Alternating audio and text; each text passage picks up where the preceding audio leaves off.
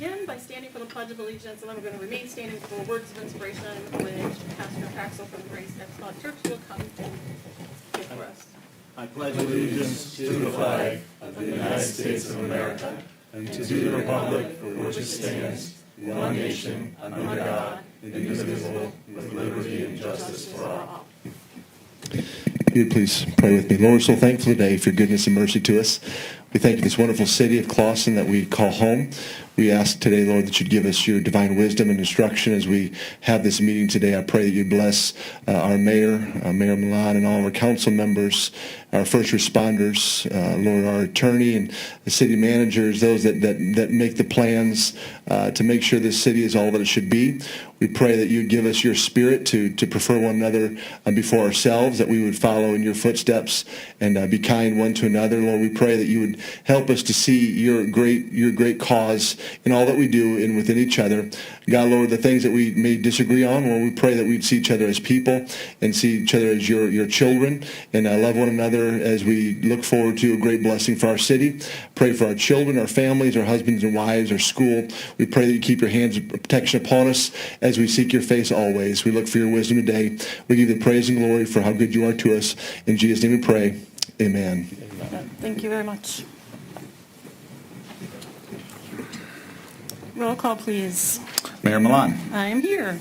Councilmember Sampson is absent. He's supposed to be joining us via Zoom to participate, though. Councilmember Shepard. Here. Councilmember Anderson. Here. We have a quorum. Thank you very much.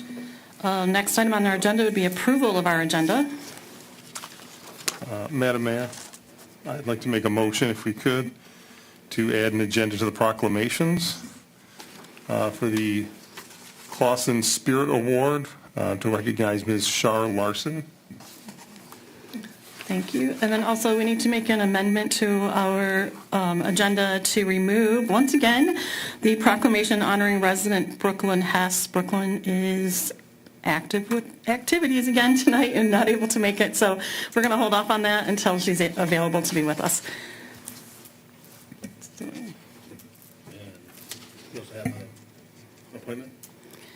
Oh, yes, sorry. And we do have one additional item to add. So let's add that one under item 7A, the award, the Community Service Award. We'll put under 7A, and then we're going to remove Brooklyn. That takes care of that. And then we want to add in consideration of making an appointment to our Board of Review.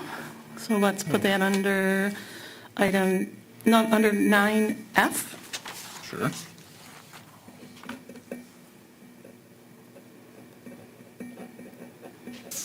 Do we have a second? Roll call, please.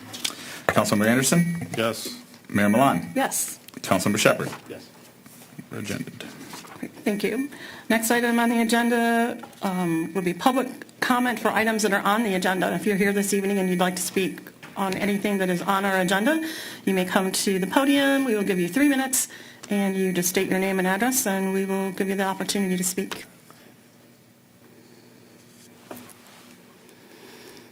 Not seeing anyone, we will move on to the next item, which is proclamations and presentations. So we will go to item A, which is now going to be a Community Spirit Award for Ms. Shar Larson. Shar, I'm going to read this to you, and then I'll come and take a photo and present to you, or I'll come there. How about that? Let's just do that.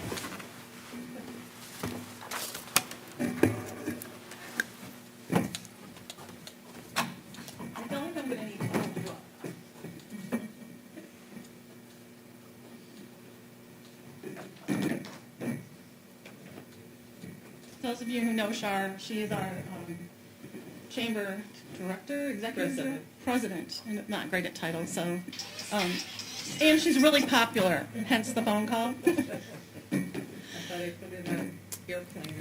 It's okay. So recently, we decided we wanted to do something called a Community Spirit Award, and Shar, you're our second Community Spirit Award. Recently, I sat with you at an event that I thought was a little bit.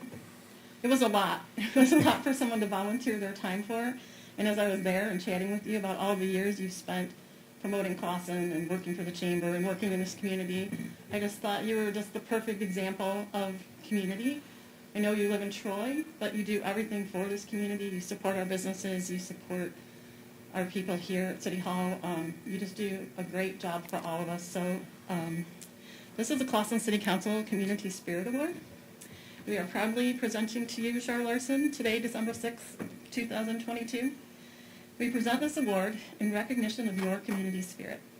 We appreciate your efforts in serving as the official cheerleader of Clawson, promoting our businesses, creating relationships, and supporting all things Clawson, always with a smile and pride in what you do. You have brought joy to so many Clawson businesses, city employees, and residents. You are an example of the true heart of Clawson, and we thank you for your great contributions. Thank you so much. I Yes. really appreciate it. And then, so we're going to give you this, and we're also going to give you, you're the first ever person to get one of these, and you guys can all look on in awe. This is Mel, one of our local residents. I was talking to her about this, and she's like, oh, I can make something for you. And she made this little, Bonnie, you're right. It was Bonnie. It's a little heart. It has lights inside of it, and the insignia is the logo of Clawson, and then it says, I am the heart of Clawson. So, Char, we thank you for all that you do. We appreciate you. This is nothing. You work hard every single day, and we're really grateful for all that you do. Thank you. I am honored to be here. I'm honored for this, and I can say the staff that you have here, I hope you treat them with the best you can, because you have got the best staff any place. So, and thank you very much. I really appreciate it. Would you guys like to do a photo? Can we get a photo? I know she hates photos, but she's going to indulge us. I know she is. I was at physical therapy that you called.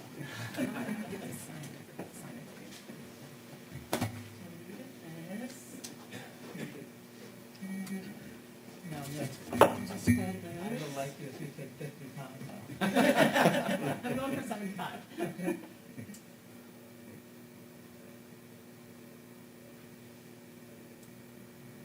Awesome. Thank you very much. Char, thank you.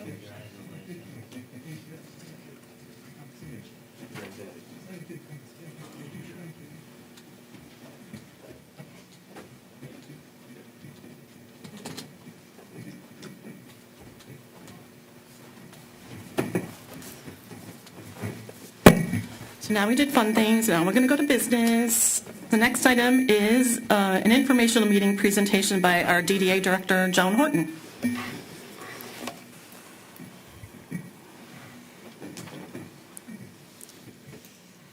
Hello. Hello. So the purpose for the informational meeting, it's in accordance with Public Act 57 of 2018.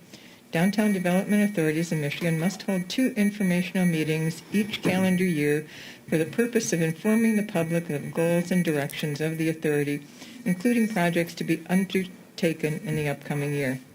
So really, what's that mean? It's the opportunity to explain the use of tax funding received by those DDAs which receive tax increment financing, referred to as TIF funding. Quick explanation of TIF then is Clawson's TIF district was established in 1990. Properties within the downtown were assessed, and property taxes were established and collected based on those assessments. So when you come in and pay your taxes, those actually all go to the county. The county then distributes back to municipalities and to other entities in the county that are supported by tax dollars, for instance, Smart Transportation Authority, park authorities, community colleges. With the TIF plan, the county keeps the tax revenue from the DDA properties based on the 1990 property tax values. The tax revenue increase due to increased property values since 1990 to 2022 now is captured and remains in the city for the downtown growth and maintenance. So this meeting is the opportunity to show those that we capture from that the funds are used for their intended purpose, which is the improvement of the downtown and therefore the community. So how do we use it? We market the downtown through events and promotions. So it's not just the purpose of having a party, but it is to bring people downtown, create awareness, and get people to spend and notice the restaurants and the retailers. This year we again had Cinnamon in the Street, Trick or Treasure, the Great Pubkin Crawl, Clausen Fest for the second year, and Dine Clausen restaurant promotions. We also provide business assistance programs and facade grants. There were no facade grants this year thus far, but since the inception of the program, we have awarded $38,000 in grants. We also do streetscape improvements, placemaking. That's including the public art, banners, landscaping, everything that makes the downtown look like a welcoming place.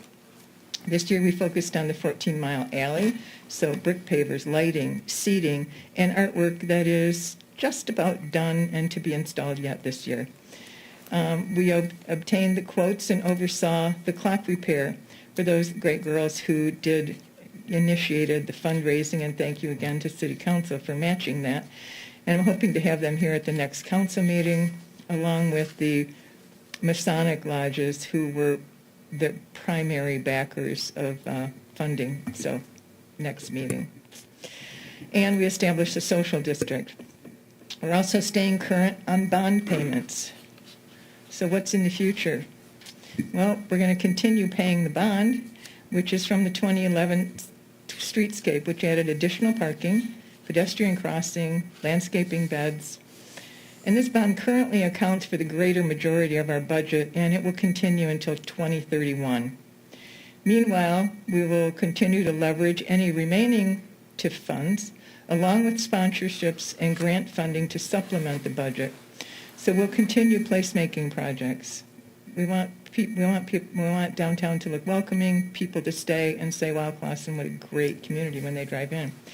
So additional alley improvements, parking improvement planning, additional public art, develop a landscaping and maintenance plan, very much needed, and social district improvements. Very soon we're going to be purchasing new downtown branded trash containers to keep the sidewalks clean. So it ain't, real flashy, but definitely needed. We're leveraging our funding, plus businesses have jumped in, and 9 so far are being sponsored by downtown businesses, which are about $1,400 each. So our businesses are really great. They support what we do, and it's just a delight to work with all of them. We will continue marketing with the established events and add new ones. Our events are also, due to that majority of funding being taken up by the bond payment, all of our events are cash positive because they are all sponsored. And we will update the downtown master plan. So our ordinances lay out specific standards, how high you can build and how close to the sidewalk and all those specific things. But the master plan explains the reason for those standards. So it's based on community input, and the master plan tells the vision. How should downtown look and feel? What does the community want? When we did it last time, we heard very clearly, we don't want towering buildings. We don't want them more than 3 stories high. We don't want this feel. We want that feel. We want to keep small town feel. So it's time, and developers look at those. After many years of being in development team meetings, they know our ordinances, but they also know what the vision is for the downtown, and that really helps shape a project when they come to us. So that will be on the books for this year. So that's where we've been this past year and where we're going for the next year. Are there any questions? Cool. Okay. So we're always interested in hearing ideas from the council and from the public for improvement, or anyone looking for volunteer opportunities. We're always open to those.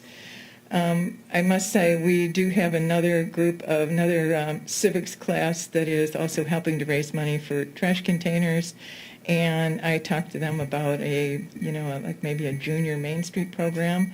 They were very excited. So we will see what we can do with that too, because involving more people is really what it's all about. So that's where we are, and thank you for the opportunity to speak. Thank you very much, Joan. Thanks for all you do. Next up on the agenda will be a presentation on the construction update for Selfridge Phillips Road reconstruction. Mr. Raker?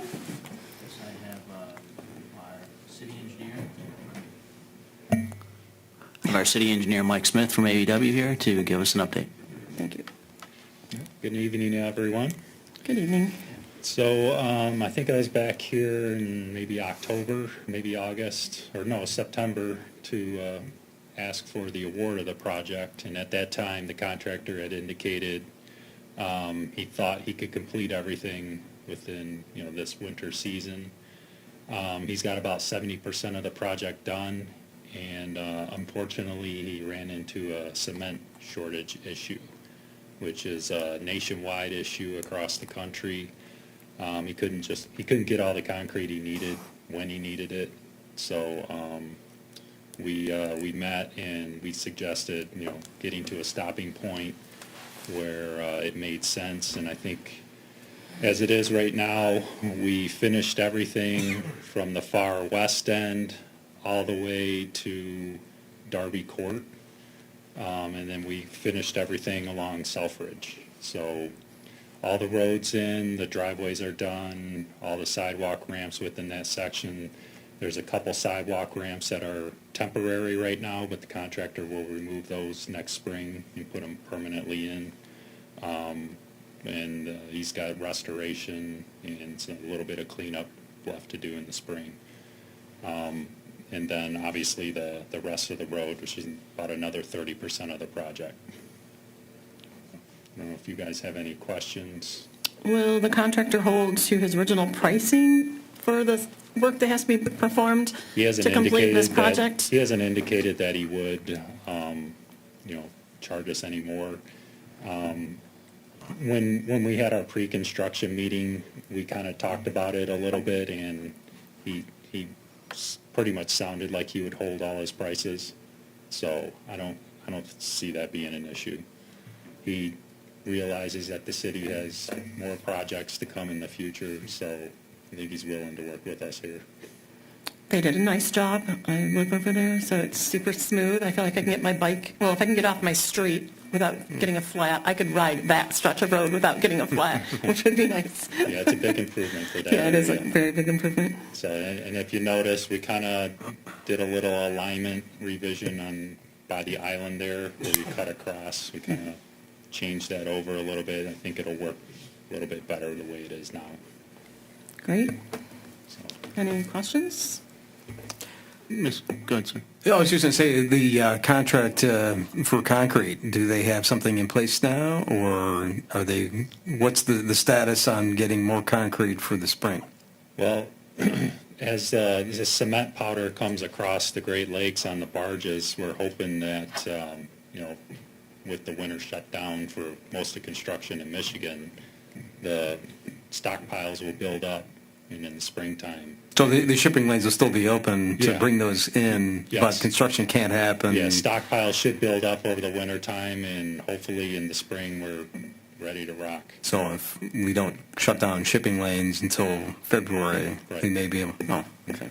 Hoping for a warm winter, apparently. We are seeing other materials like water main and stuff. And I just had a pre-construction meeting in another community today, and a few months ago, water main was like 8-9 months lead time to get. People have it in stock now, so Wow. it's Is that coming in on barge, or is that, water main. yeah, A lot of it's manufactured in state. okay. Any other raw materials that they may be looking at for a possible shortage, either in now or in the future? Fittings and stuff for water main projects and for sewer projects are a problem. Specialty fittings, those are issues. And then typically, when would they start the project again? Granted that they have all the material that they need. Granted, it's all weather dependent, Yeah. so assuming the weather cooperates and frost laws are lifted off the county roads so they can get the trucks in and Yeah. out, it's possible they could start towards the end of April, Okay, probably at the soonest, but early May is probably more likely.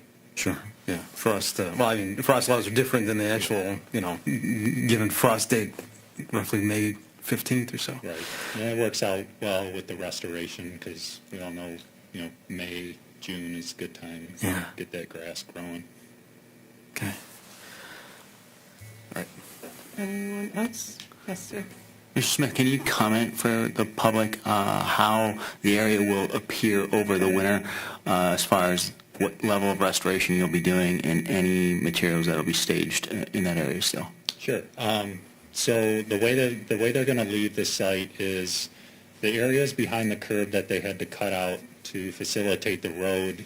They backfilled, but they didn't backfill all the way. They left it about 2-3 inches short so that we don't have to put mulch blankets all over the place and it gets messy over the winter time. Plow catches one or something and drags it down the street. So we ended up leaving the soil low so we don't have an erosion issue. But up by the driveways and up by the sidewalks and the sidewalk ramps, we had them bring the soil up to the walk's elevation so we don't have any trip hazards. So that's how the walks, the driveways, and the back of curb is going to look. They do have some material stockpiled out there, but it's all on the island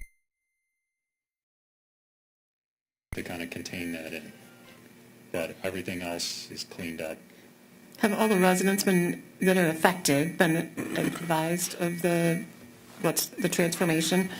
No, there's still a few minor items that they're going to take care of, clean up and whatnot, and we're going to put a notice out, and DPW will hand that out. Okay, That may be going out still this week yet. great. Just give everyone an update, letting them know that we're on seasonal suspension. Okay. Anyone else? Anything else? Well, thank you for coming out tonight. We appreciate what's been done and look forward to completing this project and many more. Thank you. Thank you very much. Next item on the agenda will be consideration of approving the following consent agenda. Item A, minutes of the regular city council meeting held on Tuesday, October 18th, 2022, as presented. Item B, minutes of the special city council meeting held on Thursday, November 3rd, 2022, as presented. Item C, minutes of the regular city council meeting held on Tuesday, November 15th, 2022, as presented. And item D, the list of bills in the amount of $699,658. Would someone like to make a motion to approve our consent agenda? Go ahead. I guess, Madam Mayor, I move to approve the consent agendas, both items A through D. Thank you. Second. Roll call, please. Mayor Milan? Yes. Councilmember Shepherd? Yes. Councilmember Anderson? Yes. Okay, we've approved our consent song. agenda. Thank you very much. Don't be sorry. We're always up for some cheer in this room, aren't we, people? Ask for the song. Next item on the agenda is item number 9 for new business. First item is consideration of approving a resolution in support of Veritas Vineyard LLC, Grand River Brewery, 1 East 14 Mile Road, for their new on-premises tasting room permit. Mr. Waker? I'll ask Ms. Horton to come on up and brief this item. Oh, sorry. Motion? I move that the application for Veritas Vineyard LLC for a new on-premises tasting room permit to be located at 1 East 14 Mile Road be approved, and that it is the consensus of this body that it recommends this application be considered for approval by the Michigan Liquor Control Commission. I'll second. Perfect. So as you have noticed, Pomachug is no longer in business, but we're looking to have a new business there, and this is Justin, and he can explain to you about his concept for this new business and what the licenses are all about. Thank You you. take it. Thank you so much. Welcome, Justin. Thank you. Good evening. Good evening. How many of you are familiar with Grand River Brewery? All right. There you go. I may have been there at one point in time. I just don't remember. We make one beer in Detroit, 313 Polish Lager. So I'll give you a little bit of history so you know who we are, and then I'll tell you what our plans are, if that's okay. So Veritas Vineyard LLC actually started as a winery in Brooklyn, Michigan, on US 12 as Cherry Creek Winery about 16 years ago. And that has evolved into what was Big Bear Brewery, and then 9 years ago we opened Grand River Brewery in the Cool's Bell Tower building in downtown Jackson, Michigan. at that time, about 90% of all commercial storefronts in downtown Jackson were closed. So pretty interesting and very dark times. I'm happy to say that since then, we've opened 5 new apartment complexes, and more than 90% of our residential and commercial real estate downtown is occupied. And I can't say that it was all the brewery, but it's pretty cool that, we started with 100 founding members, and now we have over 2,200 in Jackson. So, and our population is less than 36,000. So, during my time with the brewery, I've been involved for 7 years. I was a consultant, and now I'm the sole owner. Pandemics happen, weird things happen.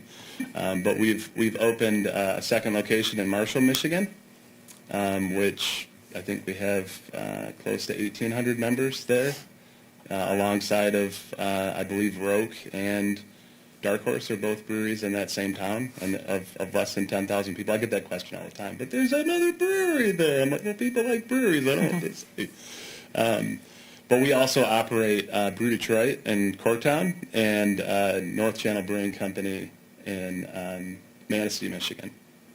So, we're unique in the fact that we were the first brewery in Michigan to become a small distiller, small winemaker, and a microbrewer. So we are not a brew pub. We don't need a Class C to operate. Out of our location in Jackson, Michigan, we make our own spirits. So we make our own vodka, gin, rum, whiskey, and we also make wine in partnership with a lot of local Michigan vineyards. And we only use Michigan wine, save for one. We do import one Italian wine just because wine drinkers are particular people. One thing we did during the pandemic that was kind of interesting is it was really hard to get beef. So we started our own butcher shop, and we buy all local cattle. And so the meat that we will be serving will be from Manchester, Michigan, processed at our own butcher shop located in our market, the Manchester Market. We also have an artisan bakery.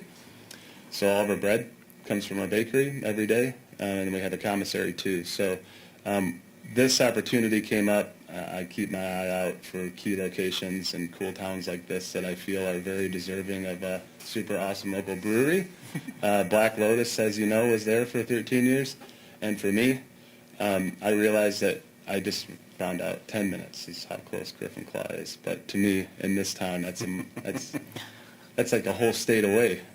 So what we would love to do is be Clausen's local brewery, brew pub, restaurant, place where you come and get your mug off the wall and fill up a pint and have a good conversation. So that's what we want to be, and hopefully for a really, really long time. So couldn't think of a better spot to do it. Any questions? Councilman Anderson? Yeah, I was curious, and I guess I'm looking at items A and B. You've got an on-site and then the off-site. Yeah. And the off-site is like 5 satellite locations, or how does that work? Yeah. So we have, we actually had 2 Michigan small distiller licenses and 2 Michigan small winemaker licenses. So we're technically allowed to have up to 10 locations, but we haven't even come close to maxing those out yet. But the off-premise tasting license is, we're not going to be making any liquor or any wine on that site. We will only be serving products that we make in our facility in Jackson. The on-premise is for the microbrewer's license, and due to Michigan law, every microbrewer has to actually produce beer on site, so we will have a 3-barrel, pretty cool brew house on location that will make some pretty awesome beer out of. But we will also have beer from our other facilities, because each one of our facilities specializes in different kinds of beer. So we have to have 2, technically 3 licenses, 2 off-premise, 1 for wine, 1 for liquor, and then 1 on-premise for beer. So I guess I'm just trying to wrap my head around the number of locations you might be dealing with. So you've got the on-site, which would be a microbrewery. Yeah. Would you then open up other establishments in Clausen? I guess I'm wondering, are we, in essence, a liquor license is a liquor license. Here we're talking 1. And then the other 5 is my question. Oh, are no, they, that's- are they de facto liquor licenses? I mean, maybe there's a question for Lennis, I don't know. No, they're definitely not liquor licenses. So like we can't buy liquor from the state and serve it. We have to buy or produce bonded liquor, and we have to manufacture it. So like we don't buy like a bottle of vodka, put a label on it, and serve it. What we do is we buy neutral grain spirits at 180 proof from Ultra Pure, which is the largest still in the United States, and we take that and we manipulate it the same way that like Tito's vodka does to create an ultra premium vodka. So we carbon filter it, we treat it with glycerin, dextrose, and citric acid, and anyway, there's a lot that goes into it. But we're manufacturers, and we're allowed by law to be able to serve our own products in our restaurants. So it's kind of like serving your own bread, but in Right. liquid form. I appreciate the difference in the manufacturing process. My question is actually more about the retailing of the product. Okay. So you'll have an on-site Yep. and a potential for 5 off-site locations. Right. So in theory, if you really did really well, could you have like 6 storefronts all set up?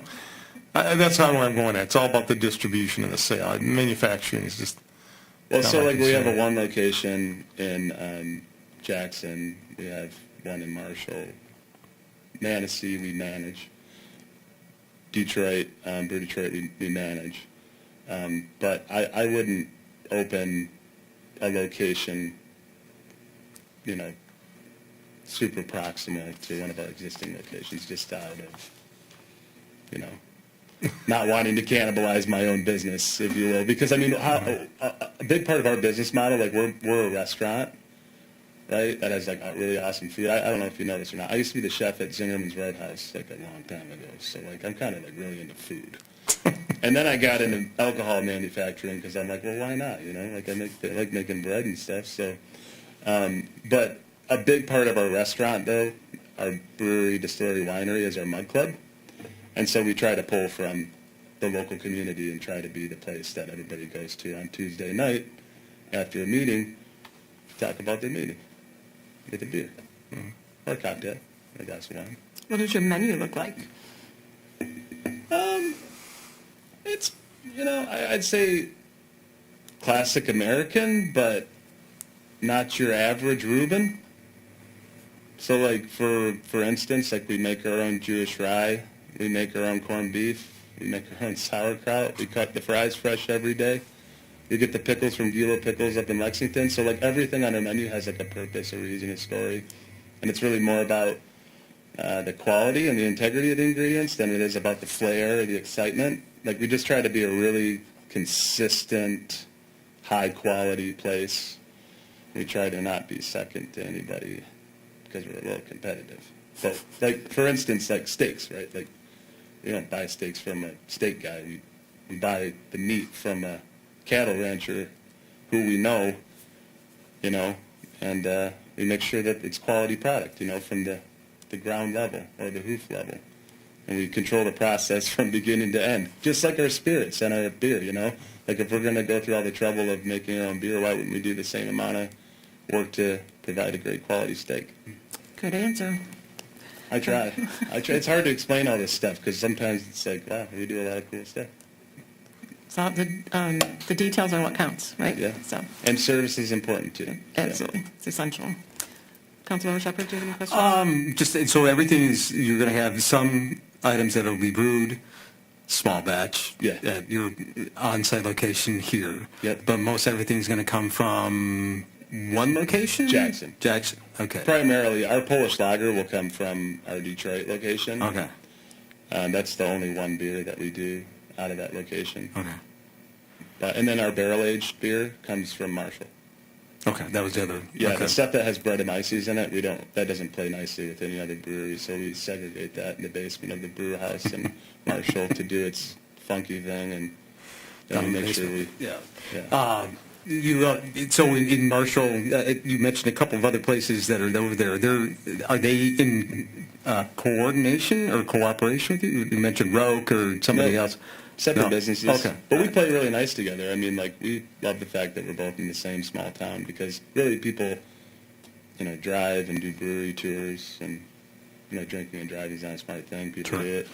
I miss Roke, just to be honest with you. So that's the reason why I heard that. I'm like, They're okay. they're my neighbors now. They're good people. I miss when they shut down over on Lincoln. Okay, so it's I can't even remember the footprint that Black Lotus had for their brewing operation. So Much larger than what we're going to do. Okay, all right. They had a 7-barrel brew house. We're going to have a 3-barrel brew house. And ours will be a single mash tun and boil kettle. It's a pretty interesting setup where it's a basket-type device. So you mash in and then pull out the grist all in one vessel. It's pretty awesome. It's a German brewery. I don't know. Do we know if you're not going to have wood-fired pizza, right? Is that still there? I didn't even know if that was. Yeah. No, we're going to keep the wood-fired pizza oven. So we do wood-fired pizza at our restaurant in Jackson, and it's really popular. Okay, because that was in the area where Black Lotus had. Yeah, that's the current kitchen. Okay. We're going to keep the current kitchen. Okay. So where the existing small event room is, Yeah. that's where the brew house is going to go. Okay. The only question and the reason why I'm bringing that up is one thing that always concerned me was the delivery of wood and where it was stored and where it was kept, right? That didn't necessarily, I never heard any complaints about it, but that's something to keep in mind. That's for another situation, but how you manage that, I think it also help with your success. We would keep it inside. So we get about a 15-yard dump truck of wood delivered to our commissary every week for like barbecue pits and stuff like that because we do a lot of smoked meat. So we know the volatility of wood storage and critters. Yeah. So in the restaurants we don't store the wood outside; we store it inside, and we do things to make sure that animals don't want to live there. All right, and the only last question I have is, can you get the rights to Ninja Pirate? I'll ask. If it's not licensed, I'll ask. If there's not still a cola on it, sure. That's funny. We'll do a unique beer for Clausen, that's for sure. That's awesome. We have 2 sisters in Marshall, and then we have like our Manistee IPA up in Manistee. So there'll be a beer that the brewer, I'm not going to dictate it. Whatever he decides, he's an artist. You don't tell an artist what to do.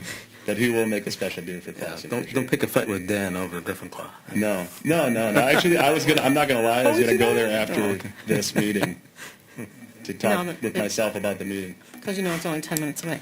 I know, right? Not 7 that I predicted.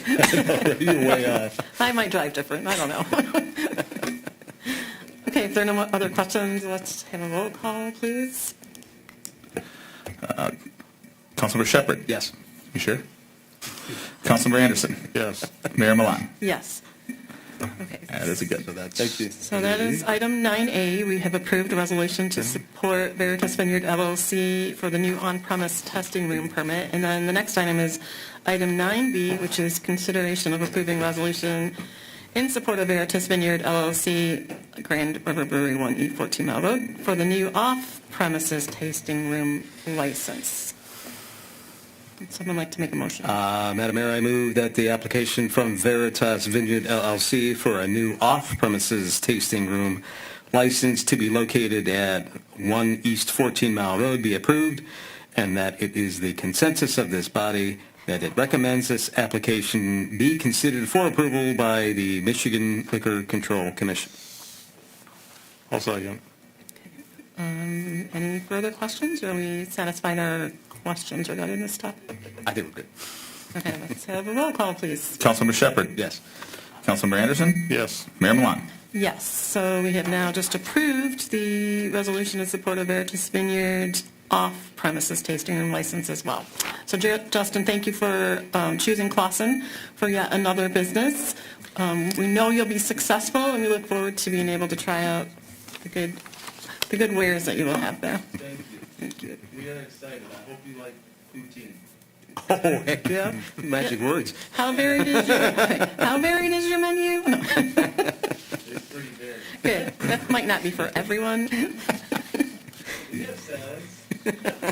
Poutine salad. Potato salad. I concur. I'm not saying it's not going to be good. I'm just saying maybe not everyone. Okay, the next item would be item 9C, which is consideration to approve the interlocal agreement for Oakland County to approve the designated assessor for the period of January 1st, 2023 through December 31st, 2027. And I'll just give you the history on this. On October 20th, 2022, the Oakland County Board of Commissioners named Michael R. Lohmeyer in his capacity as the equalization officer for Oakland County as the designated assessor for Oakland County. In order to be compliant with Public Act 660, an interlocal agreement is to be executed by the majority of the cities and townships within the county, the County Board of Commissioners, and the designated assessor. The attached interlocal agreement is an updated version of the designated assessor interlocal agreement approved by a majority of the Oakland County municipalities in 2020. By executing the updated interlocal agreement, Oakland County is committed to keeping in compliance with the General Property Tax Act. Would someone like to, let's do a motion, and then could someone please tell us what the differences are in the 2020 version and the one we're going to sign today, the agreement?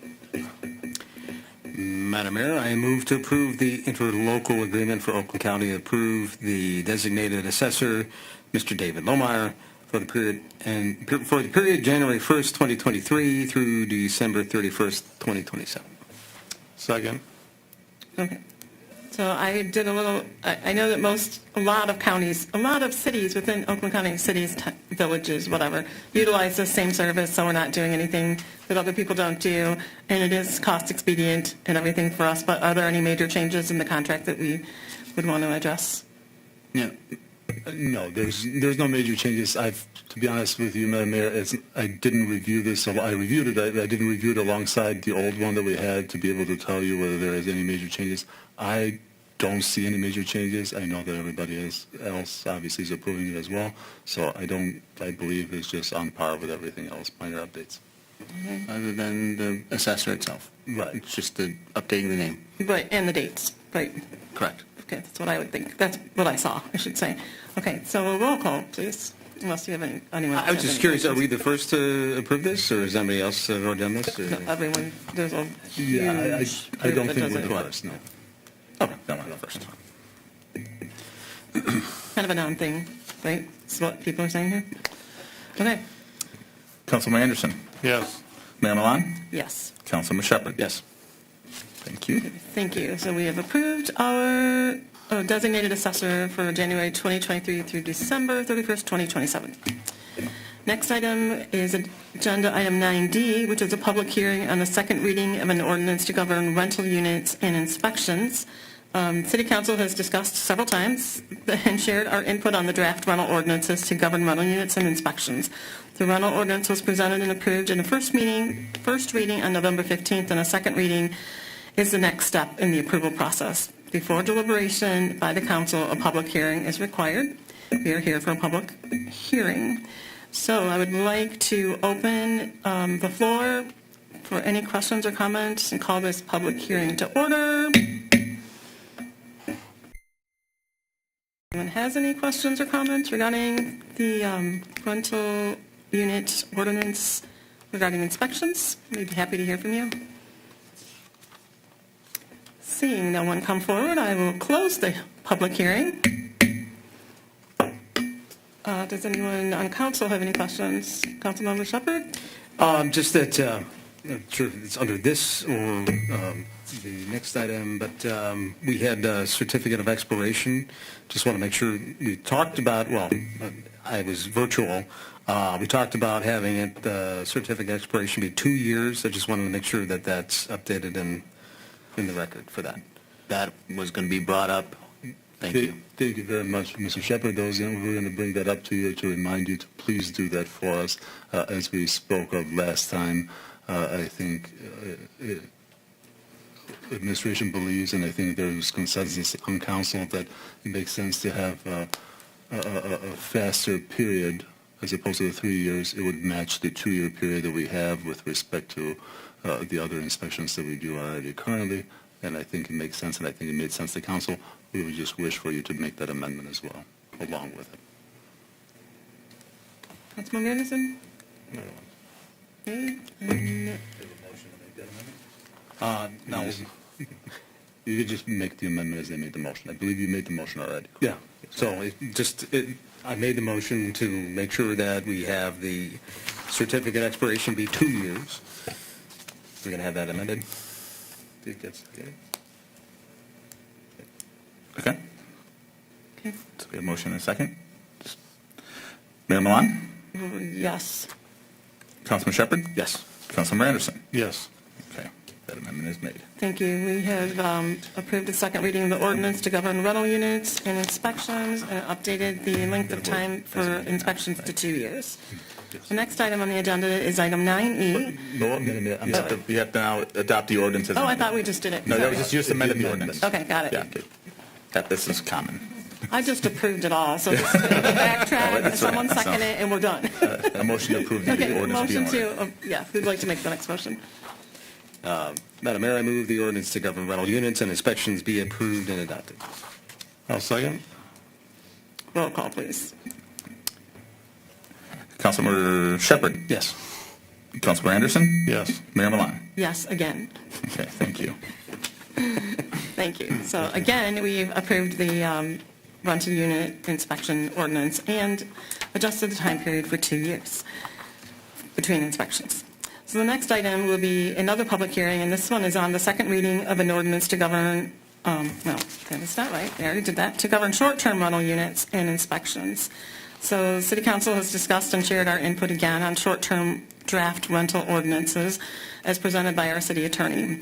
The rental ordinance was presented and approved in the first reading on November 15th, and a second reading is the next step, and that is why we're here again. So I would like to open up a public hearing to discuss short-term rental units and inspections. If anyone would like to speak, now is the time.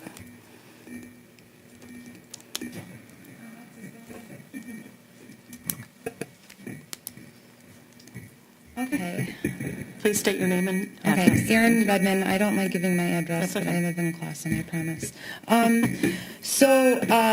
As you know, I've talked a lot about the short-term rental ordinance. I realize this is just a registration and license, I guess, portion of the ordinance. With that said, I'd kind of like to just give a little input on the process that we went through. This is by no means meant to be like a personal critique on anybody, but I would like the thought of sharing ideas. I think would fare better if we did it in a more so open meeting type of situation versus sharing it one-on-one with just our attorney. I think that being able to share ideas and have it be open would allow for us to have just a greater exploration of the ordinance. Because everything we've been able to talk about, I believe that he's shared information, but I think that all the information would be great for the public to see and, just council in general. So in order not to just run off and talk about random stuff, I tried to write things down, so bear with me. I'm a huge believer in property rights in the state and local government. We have clearly regarded the rights of individuals who use their properties as personal dwellings, different from how individuals might use property for business purposes. But we're not here to argue the merits of the state law, potential state law, in regards to private property. However, at the moment, there is no clear outcome set forth by the state, and I do not support the ordinance. It is written. There are too many opportunities for our city and neighbors to be potentially affected in a not great way. With the city's goal to preserve and retain the residential community character as well as protect safety and welfare of its community, I believe there needs to be further attention paid to consideration of residential owners and renters who call our neighborhoods home. There's a clear difference between residents, whether they rent or own a home, and their ability to make an impact on our city versus those who are transient.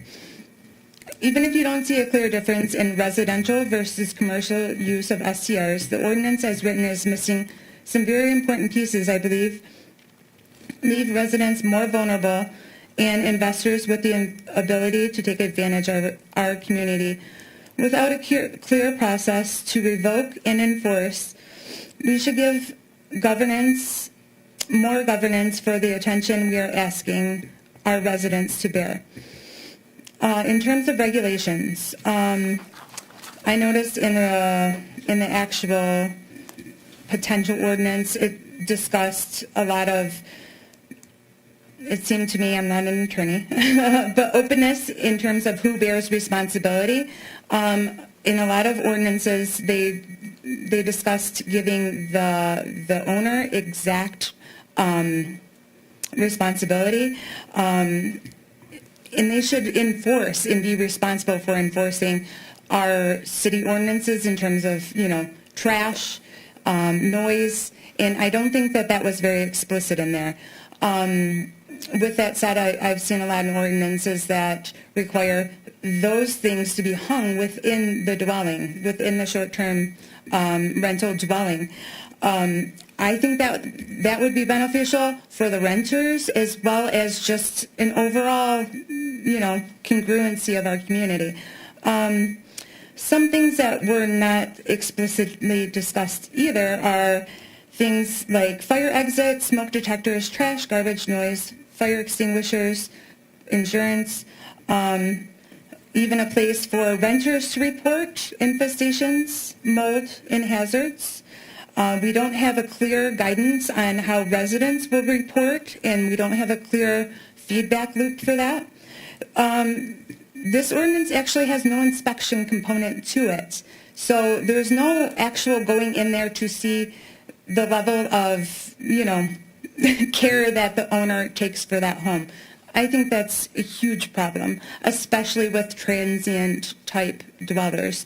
They're more susceptible to, infestations of bugs and things like that. So that's missing completely on this. Even if we were trying to write the ordinance to preempt the state's said, HB, I forget what number, 4722 maybe, we're not adopting those minimums there. We're not saying that there's a 2 limit max, which is allowed by cities, or a 30% minimum residential on STRs. That's not included in this potential ordinance.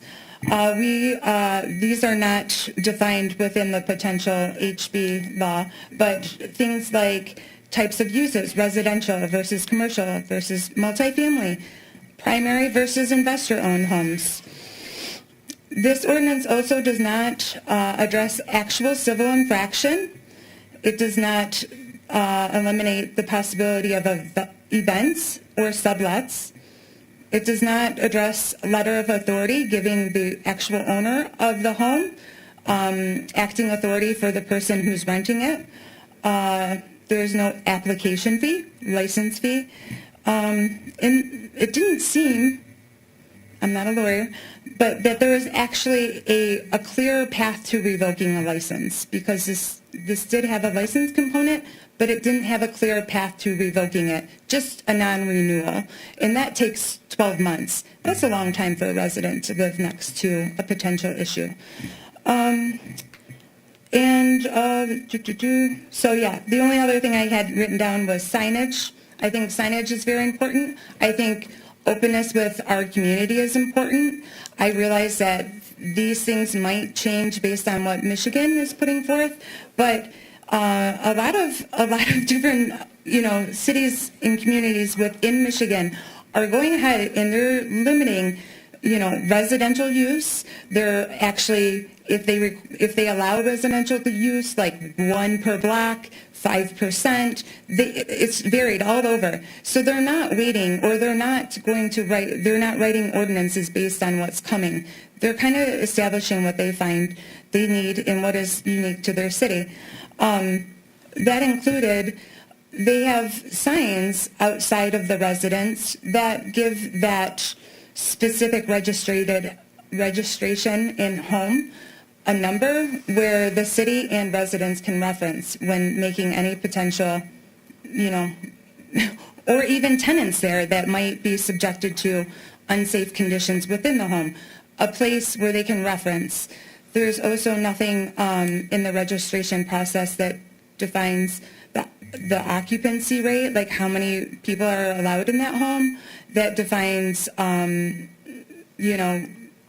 who to call if there is an issue or how we might follow up with that. So those are just my thoughts. I've got many more, but I tried to narrow it down. So thanks.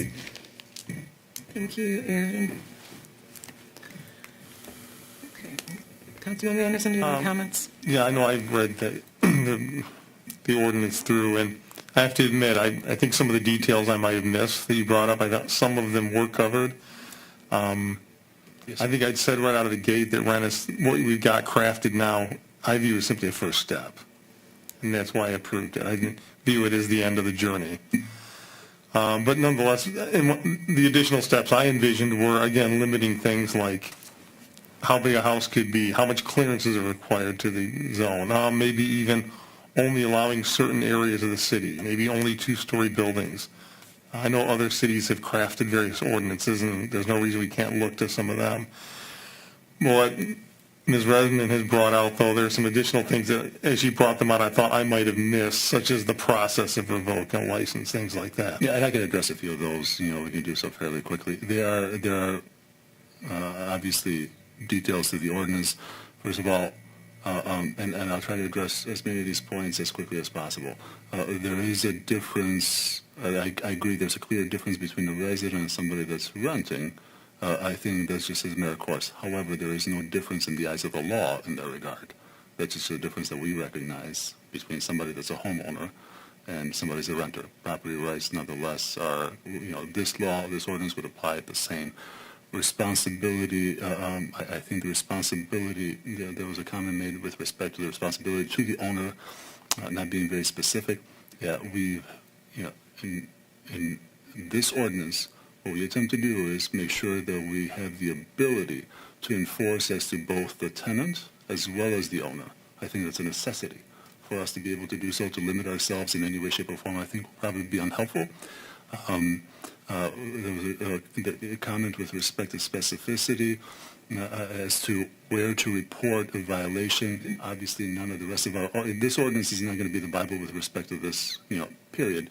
We have the rest of our ordinances are in effect, our charter is in effect, the code as a total directs, obviously, every citizen of the city a certain way, and that certain way is code enforcement, right? That's where none of that is going to change. That continues forward. Maximum occupancy is under E, 2 per room, not to exceed the building code. We've talked about this at length. Revocation procedure outlined here under F. There's state law that governs as well in this regard, but governed under F. Civil infraction, it is under letter G. If you look at that, a violation is a municipal civil infraction fine no more than $500 per occurrence.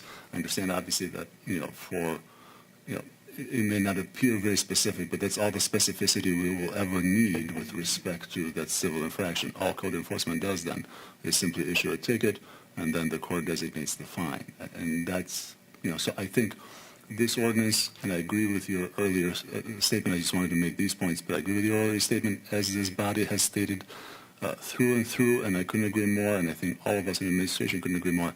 It is a necessary, not just a good first step, or hell, I don't care if you call it a mediocre first step. It's a necessary first step. I think this city needs it because we have nothing currently. Let's put this on the books. leave it behind us, and then move to exactly all those things, the points that you made, because I believe that the points you made are actually they're necessary. For example, when we're talking about setbacks, those are areas where we can properly ordain. This body can properly have an ordinance on, right? Certain other aspects may be a little, tougher, as we've discussed, but a lot of the points that you raised, I think, are important, and I think they need to be addressed. But necessary for a step, not the end of the road. That's why city manager and assistant city manager have put together some information about what we currently have with respect to the outside, just to get that conversation going for you once we're done with this particular second reading, and moving forward. Then per the body's dictate last time, we're going to proceed to start considering bringing these topics for discussion and then adoption from the four of you. So why wouldn't we incorporate some of those items that are specific to the potential issues, right? As far as where we would allow them, how many we would allow, could anybody rent, could we limit, if you own and occupy a home and you're there as your primary residence, you can short-term rental. But if you are an absentee landlord, sort of, because if someone buys it as an absentee landlord and they're just going to rent it out, that's a business. That is not a residence. I don't want to live next door to that. And I think that's what people would think. So those kind of things can we put into place? And most importantly, why would we say, yes, we're going to support this draft, which doesn't really have a lot of meat to it. It's a green light to anything without enough defined parameters on items that should be defined.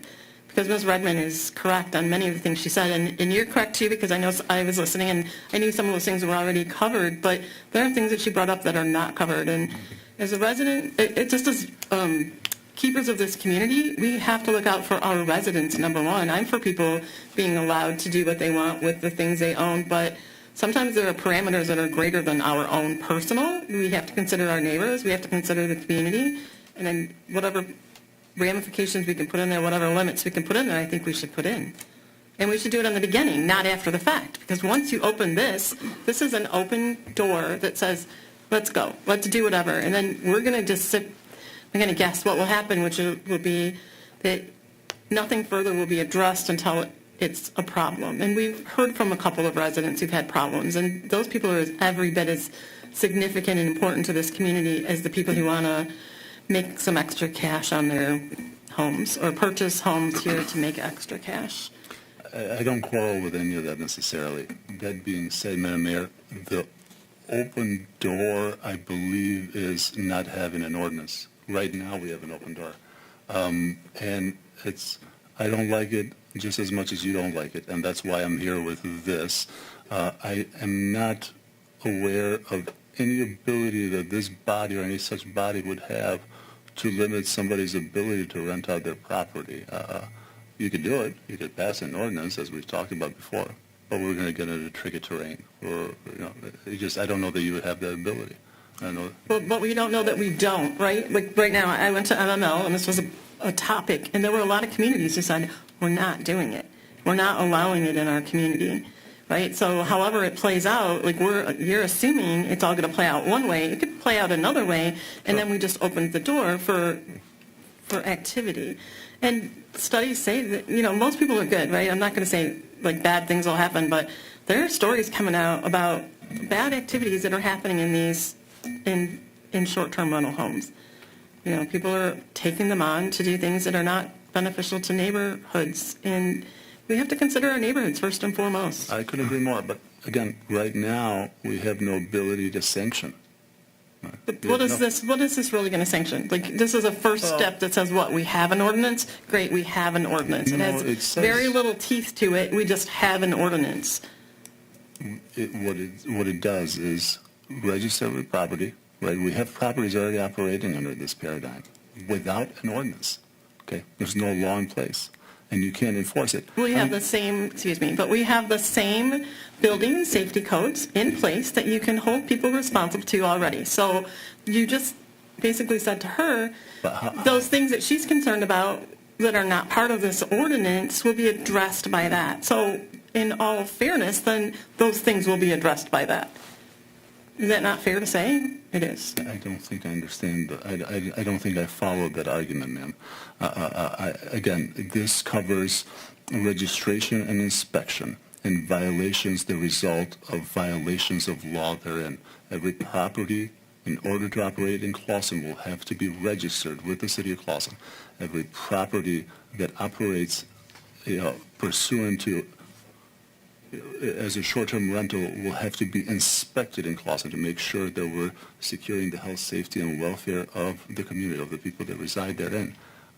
You could certainly do, again, as we've we've talked about this a lot, as we've... It's worthy of talking about, and then that's not putting, this is worthy of more conversation than we've had. I think there are more questions than what we've addressed, and I couldn't agree more, of course. Then we need to pull this tonight and not address it, and then go back to, you can disagree. I didn't give you the floor yet, but you can disagree. I just feel like there are a lot of questions, and we're rushing something so that we can say we have something, and there's conversations that should be had. Let's build a, if it's so important for us to have this document, let's build a document that has something to it other than we're going to inspect your property. Well, yeah, and again, I don't necessarily dispute that, but I think I'm disagreeing with you in one aspect, that somehow this document, because it's not the equivalent of the Constitution of the United States, is somehow inappropriate. It doesn't get us to exactly where we need to be as a necessary first step. It is necessary.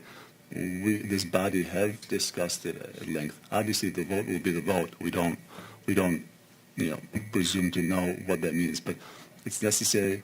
It is a good first document.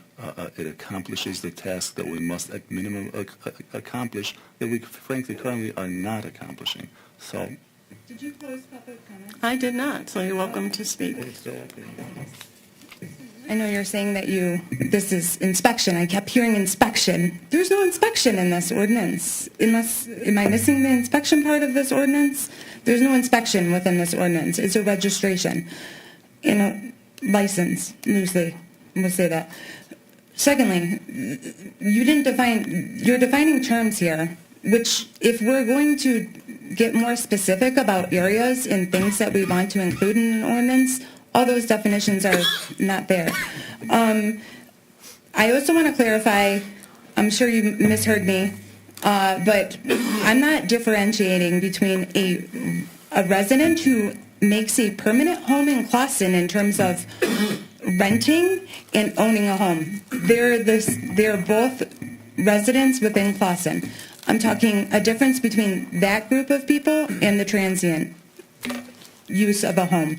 Residents who rent their home, I agree, there should be nothing, barring them or restricting them. There's a clear difference between a person who is looking to make a home and someone who is looking to be a transient use.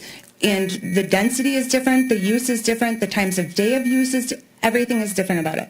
So I want to make sure that I don't think you meant to sparse words there and mix mine up, but I did not state that. What you're saying that this does is gives us the ability to enforce nuisances, which is something, like you said, we can already enforce. So I just feel like there hasn't been enough open communication of dialogue back and forth with members of the community, with members of council, to openly share exactly what they see. I believe that's everything I wanted to, it's just no inspection. That's very important. Thank you. Yes, sir. Mr. Raker. City Attorney, isn't there a reference at the beginning of the short-term rental that references the actual rental ordinance, and all those provisions are applicable? Yes, sir. That addresses a lot of what Ms. Redmond is talking about. The point of trying to get this ordinance over the goal line is I would like council and the mayor to ask themselves, is not supporting it better for Clawson, or is supporting it better for Clawson? Can it be better? We'll get it there.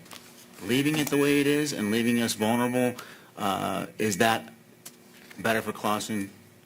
I would think the answer is no. So we've worked on this quite a bit. There are 3 active Airbnbs in the community that we are aware of. Since we've had this ordinance before us, I've had 3 separate random phone calls where people had inquired, what do we have as far as a short-term rental on the books? And my answer had to be, we don't have anything on the books. Now, that's only 3 plus the other 3. It's not that we have a deluge, but we are kind of ahead of the game a little bit, but the game can get ahead of us if we don't get something in place. So please succinctly state for the audience what will be, what actually is accomplished with this ordinance then? Just tell me the highlight reel of what is accomplished, because I read it, we've talked about it, and I don't see enough in it to make it worth, I can't support it the way it is right now. In its shortest form to that answer is, we have nothing that stops people from just unilaterally operating an Airbnb without a license. It's a free-for-all. But what does a license do? How much does a Gives us license? the ability to govern. To inspect the property, which you Yes. can already do? Not if it's a short-term rent. We don't know. If there's a violation, if there's a sound violation, the police will go out. If there's a blight violation, I would assume we would send our building and safety out. So there you go. That's what they would do anyways. What else would they do?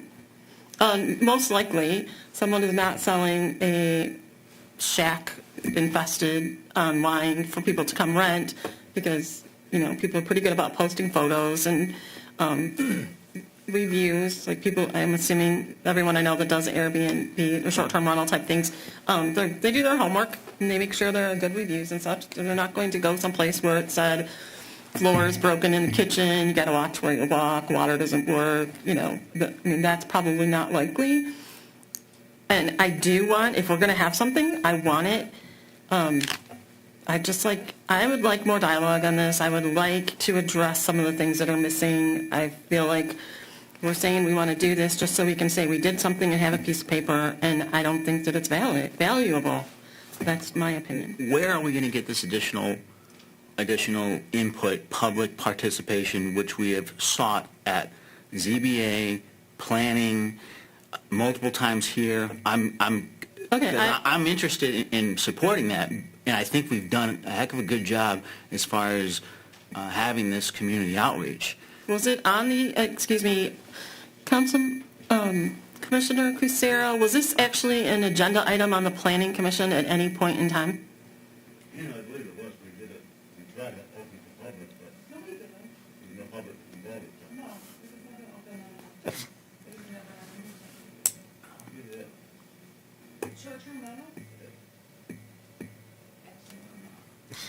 It left here, directed by the council, to send it to Planning Commission and to the ZBA. We do not want to discuss what happened with that again. That is not a very good example of sending something off. I'll just say that for the record. I appreciate. But that was actually going above and beyond the requirements of establishing the ordinance. But we should go above and beyond, because this is Absolutely, extremely 100%. critical, right? Like, we agree on that point. It's something that perhaps requires more. And you, by your own admission, said this is a starting point. We can add more. There's more that needs to be added. Why don't we put a little bit of work in and make it worth a document and then come back and then approve it? Because you have interested, already operating Airbnbs and a few more out there that want to conduct business. And one of them, I'm not saying is a bad actor, but we've had some complaints on. And if we had the enabling legislation, we would be able to go and have them at least comply with the short-term rental requirement. Which is? Awaiting your deliberation.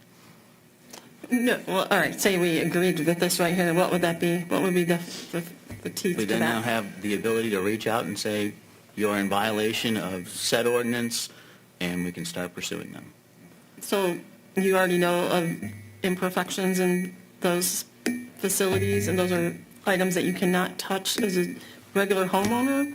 Those are not blight, noise, whatever? It's none of those things? Then this would revoke their ability to conduct the business, to continue the renting, right? This ordinance, once above and beyond the noise, blight, and all those regulations that you listed in the ordinance under D and beneath, going beyond that, you would revoke the license, which means if they operate, they will be operating without a license at this point. It's no longer this free-for-all. We'd be able to sanction them. Every day that you operate without a license is every day that we hear about is a day that we ticket them, 365 days a year. So you can only ticket them if what? If you know that they have someone occupying that space? So someone could they're still going to own the property, Yes. and then they could still have people occupying the space. We're going to utilize city resources to, I don't know, check out like, hey, do you have an opening this weekend? And find out that it's not an opening. So then you go, oh, let's do our super sleuth skills and go see if there's actually someone there or not. I mean, that's actually like, how that works. it opens it up for like what? Like how are you going to police I that? think it's going to go on for no longer than a week. By the time that you get $500 tickets, like a week straight, or for each violation that you have, that's what ends it. No, you potentially, but that is policing based. You have to do the policing, right? The legwork is yours. It's That always- costs us money for that too. It's always that way, ma'am. And so, do they get fined if there's no one in the house? Because if I'm the business owner, property owner, I'm going to say, I own this property. I don't have anyone here. How can you fine me when I have no one here? I'm not renting it out. Is that not the next potential problem? No, ma'am. We're talking about Airbnbs, right? Short-term rentals. It's Yeah. all public information, publicly available. And that's exactly what municipalities that have these kind of laws in place and ordinances in place do. They police them. That's what we're supposed to do. Councilmember, or sorry, Commissioner Cusano. Greg Cusano, Planning Commission. I believe it was on the agenda, but what's on the agenda was that I was expecting Rennes to come and pitch us on the Planning Commission as to how this is going to play out. He came in and said, by midnight tonight you'll have a copy, which we did. By midnight that night I had a copy. I read it. I don't know if the rest of the Planning Commission read it. We never really had an open public discussion on it. And I think, I understand the point. You want to get this ordinance in there, but I'm against pushing it as fast as you guys are pushing it. Let's say 2 weeks. Let's say my next Planning Commission meeting will be next Tuesday. Put it on my meeting. We'll discuss it on planning. We'll open up to the public discussion. We'll get some more input on it. That's only going to set you guys back, 2 weeks? Is it that urgent? Mr. Cusero, what is the authority of the Planning Commission over this ordinance, as you understand it? Because the reason, and I ask that question not to be facetious, sir, the reason that it was simply provided to you based on the direction of council. Planning Commission and ZBA have no authority to be able to legislate on this topic. They have no authority to have a hearing on the topic. They have no authority to consider it as part of their agenda necessarily. This was just an item for you to be aware of as active members of our community. Obviously, we're going to find no more active members of our community as we do in our Planning Commission, typically in our ZBA. That's why it was presented to you. The ZBA and the planning don't have the authority to, so we would be violating the law to be able to do so. We'd be taking away from the duties and responsibilities. I understand your point, but it's not that we're taking a legal position on it. I think you were requested by mayor and council to approach Planning Commission to get our input, our comments on it. Exactly. It's not a legal point that I'm taking. Well, and the way, if you remember the conversation that we had, brief as it may have been, is I said, I'm sending this email to the body. I've scheduled to come out before midnight to you, right, so that you may review it and come to council with your thoughts, opinions on the matter, with any changes, proposed additions, corrections, deletions that you may have. That's one way to handle the case. Another way to handle it, I think, would be to put it on the planning agenda. We will have open discussion on planning, all of the 9 members on planning, and we'll open it up for public discussion at the same time. We're not making any legal decisions here. All we're doing is we're getting discussion, getting points of view. And council can either watch the meeting or we can then give them our feedback. That's how people actually feel.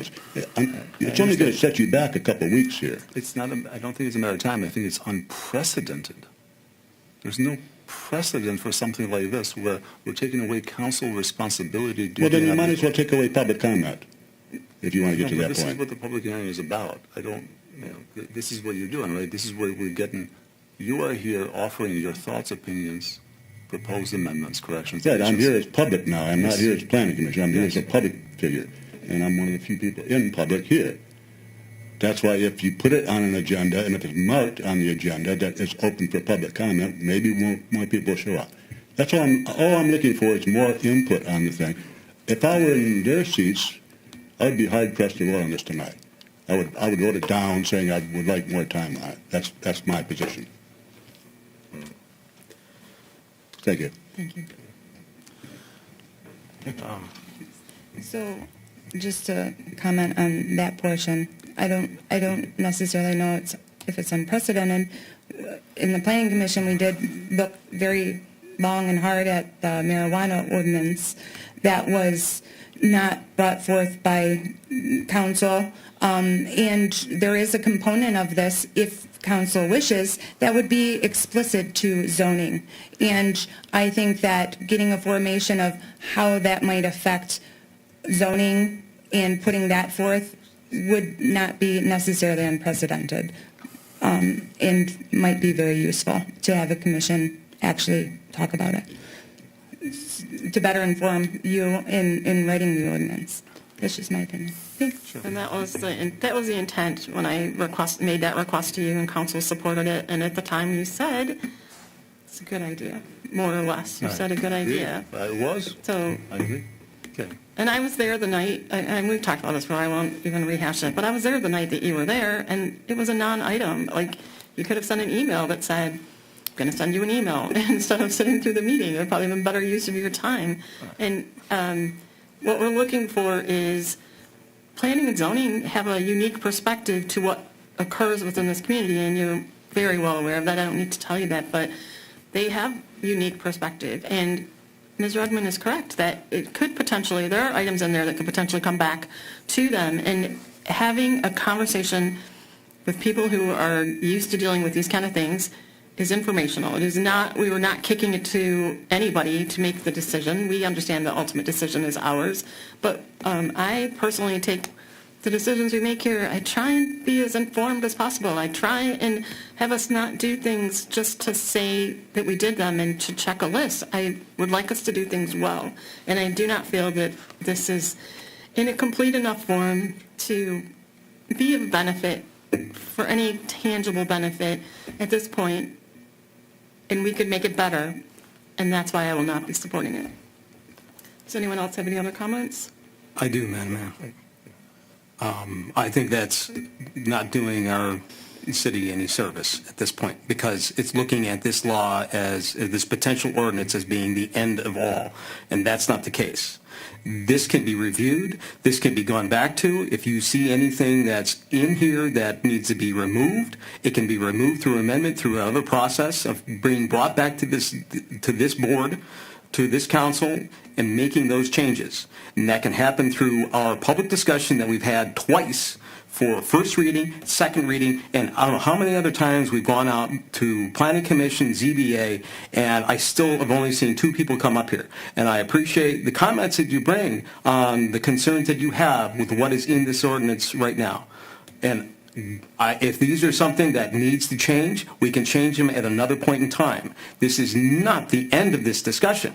However, my concern is what is the potential for the House bill that may be thrown into an omnibus that in order to get approval will just be thrown, and the outcome of that may be something that we will not be able to address this in the future. Is that a potential concern?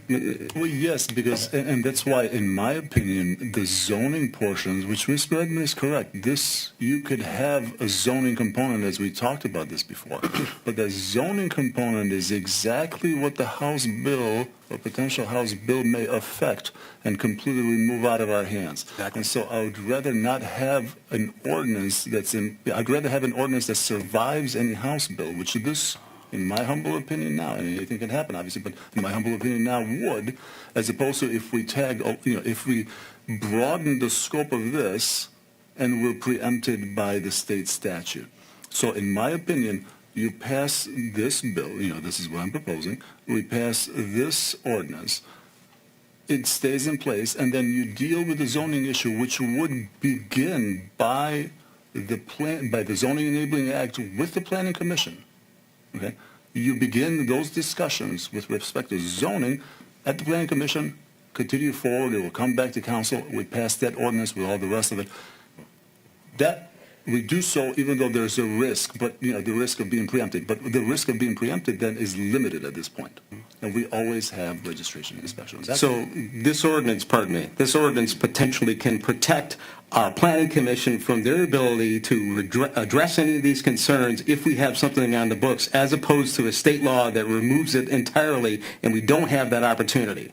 Correct. I believe so, correct. I mean, we don't know until... We don't know. That's the risk of it being out there, and we have not closed this session. We dodged a bullet the last time with the cannabis ordinance because it failed because they didn't have the requisite signatures in order to get onto the ballot for that year, and we had the length of time that we did in order to address that accordingly. So that's the reason why we had that much like the time. We may or may not have it. I don't want to have to wish that we dodge a bullet with a House bill that could preempt our ability to address our own zoning within the city of Clawson and take away any authority from our planning commission. That's why I support this. We can address anything after the fact if there's something that needs to be addressed. Isn't it true that if the state of Michigan decided so, that they would just preempt us? We have no greater ability now than we would in 2 weeks. And I'm not sure what the amendment procedure is exactly, but I believe it is a lengthy process where you need like 3/4 majority, or it's just another process that we have to put in place. However, there are communities such as Hazel Park, like numerous. I can't go through all the different ordinances. Hazel Park has, what do they have? 1 per city block. Ferndale, 5%. They are not writing to what is potential legislation from Michigan. And to be fair, we're not writing to what's potential Michigan legislation because we don't even have in this ordinance the 30% residential. Right now it could be 100% residential according to this ordinance. We also don't have 2 limit maximum, which means that we can't have one certain investor that goes up and buys a whole city block of Clawson. This ordinance allows that investor to.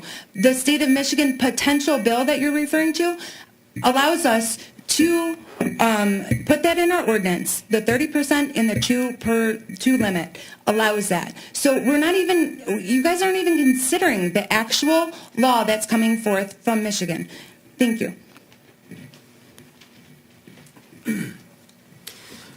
These are items that can be brought up at another future point in time. And again, they deal, that touches on zoning when we're talking about 30% residential. So that's the portion that would begin with the planning commission.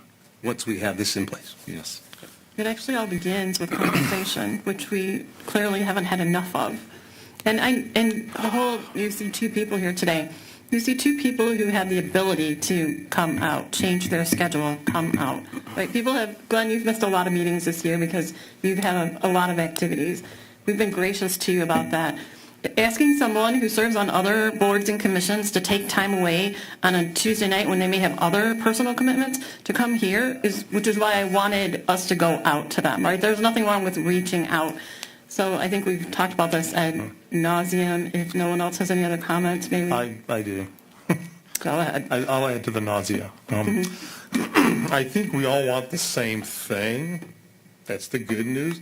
Our disagreement is how we get there.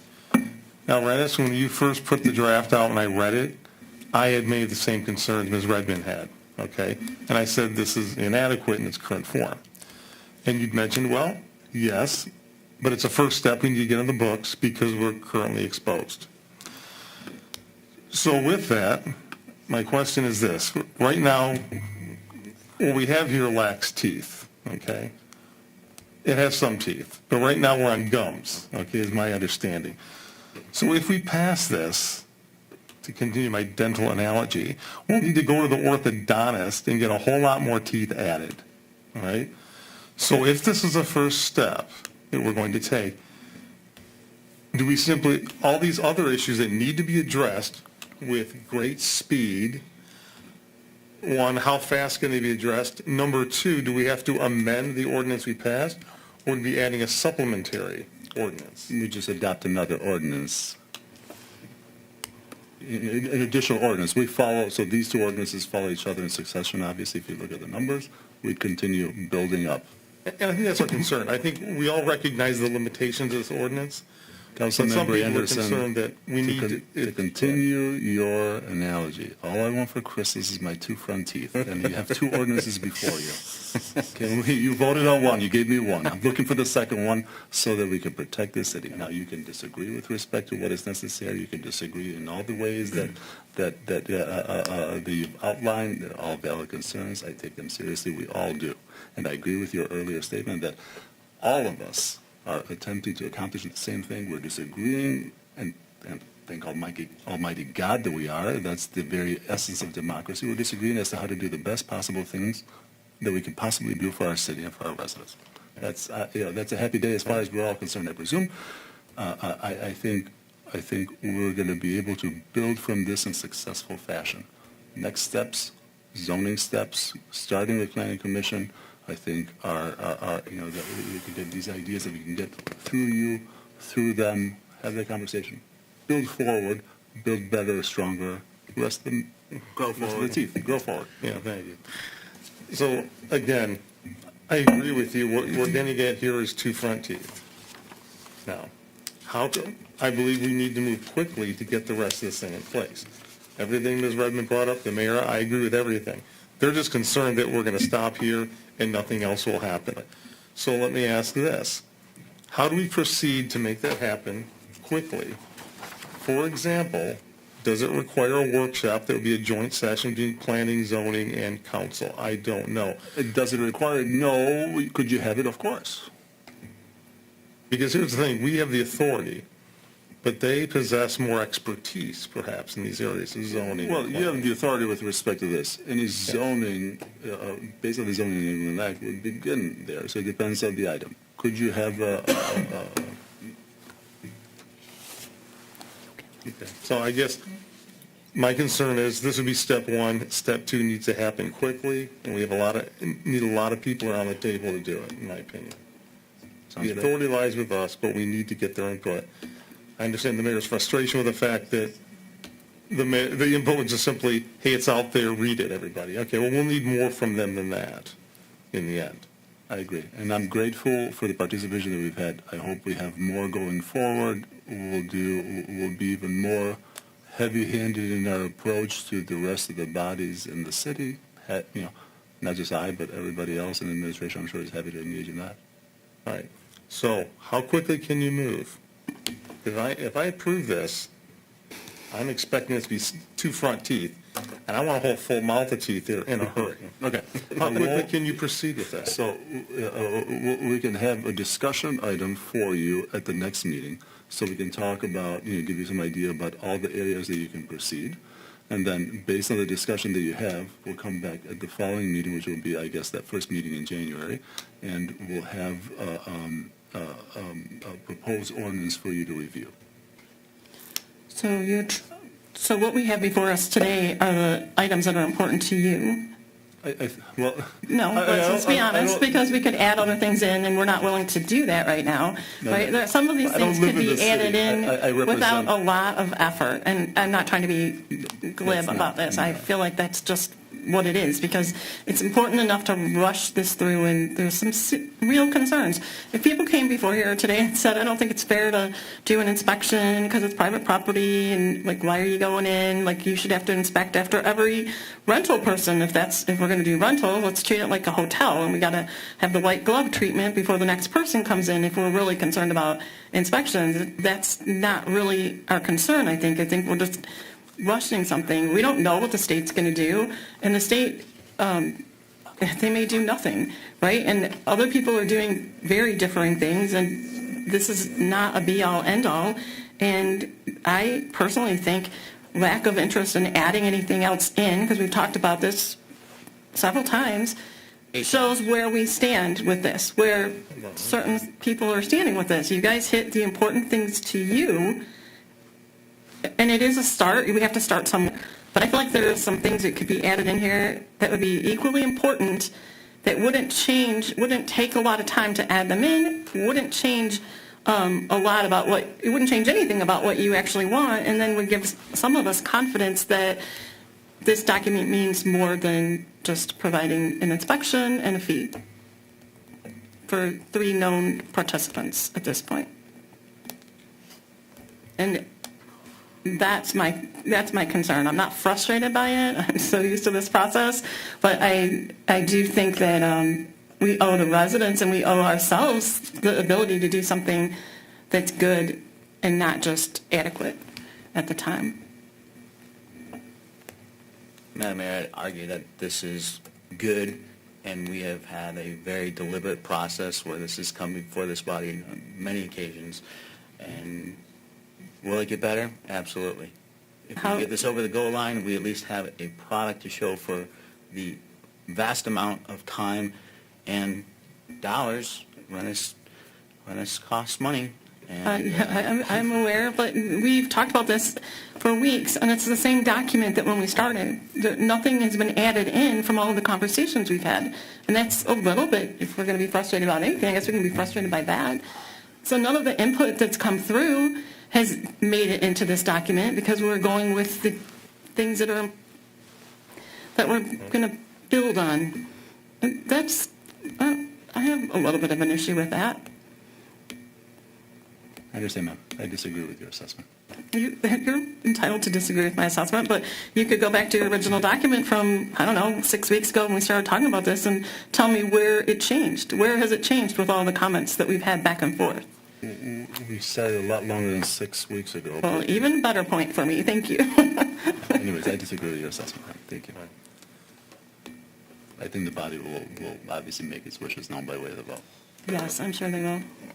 We're still in a public hearing. There was never a motion in the second, so there shouldn't even been a debate yet. But Where have you been? You've been asleep through this whole thing. well, you don't like it when I do that. We So. lulled you into sleep with this conversation. No. Oh, because You never closed the public hearing. You never made a motion. Careful what There was you never a wish for. second. You never should have been debating. But There really wasn't a debate. Let's just be honest. It wasn't much of a debate. But I will, if there's no other comments here, I will close public comment. And then we need someone to make the motion that we didn't make before so we can follow appropriate protocol, about 45 minutes behind schedule. Madam Mayor, I retroactively? no, just this is the conversation. I move the ordinance to govern short-term rental units inspections be approved and adopted. I'll second. Roll call. Councilmember Shepherd, Yes. Councilmember Anderson, Yes. Mayor Milan. No. Passes. Okay, thank you for that. Next on the agenda is, we added in an item to discuss a Board of Review appointment. Each year, the City of Clawson Board of Review meets in March, July, and December in conformance with state statute and the city charter. At this point, we have only one member sitting on the board and need to have at least 2 in order to have a quorum. Next Tuesday is the December Board of Review meeting, and we have an application from Clawson resident Ralph Haney to fill a vacancy.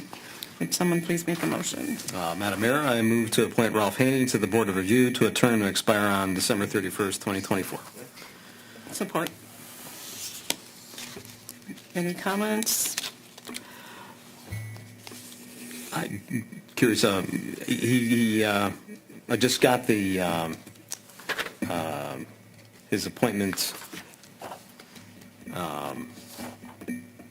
resume, shall we say? This is his form?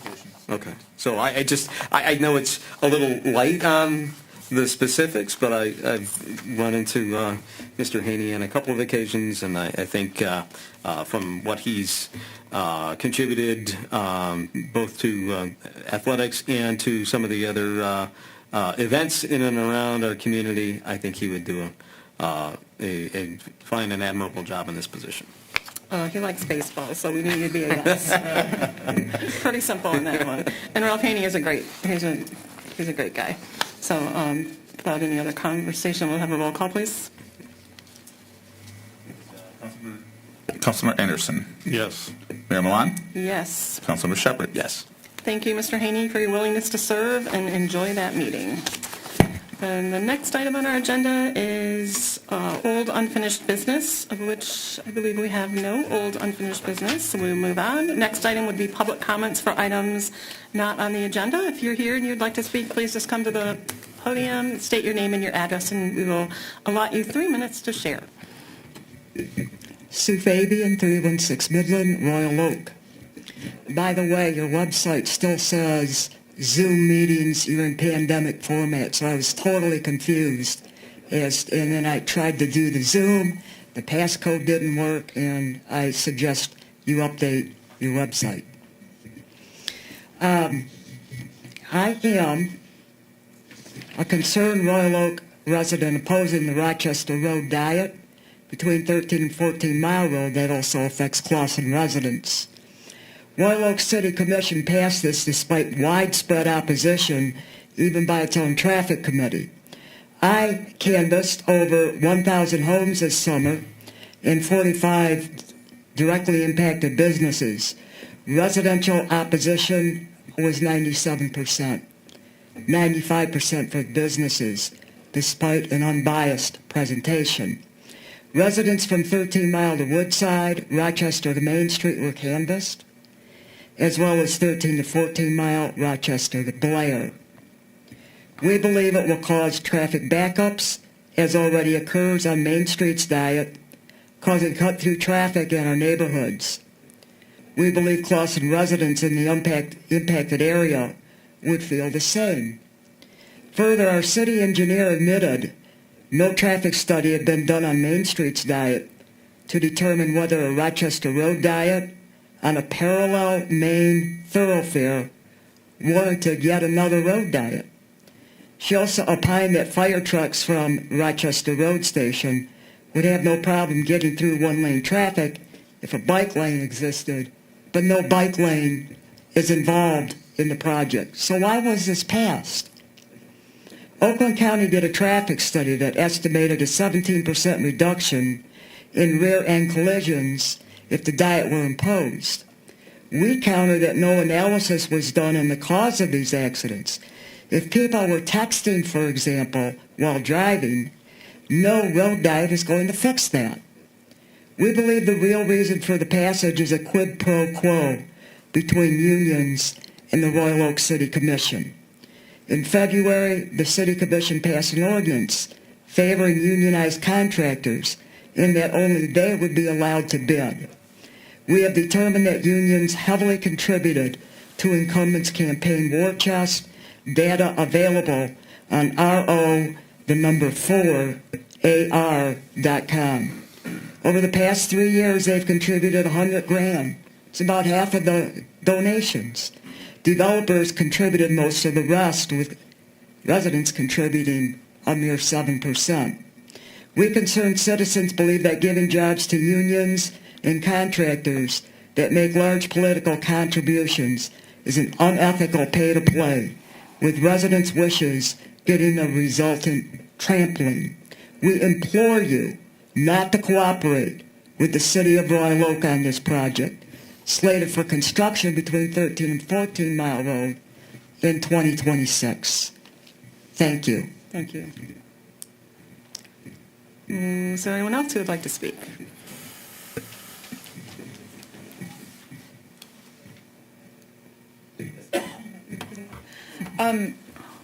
Just in regards to conversations previously, I was wondering if the council might take a look at the Michigan housing law definition of rooming house, considering a rooming house under this act shall be construed to mean a dwelling occupied in such manner that certain rooms in excess of those used by members of the immediate family occupied as a home or family unit are leased or rented to persons outside the family without attempt to provide cooking or kitchen accommodations for individuals leasing or renting rooms.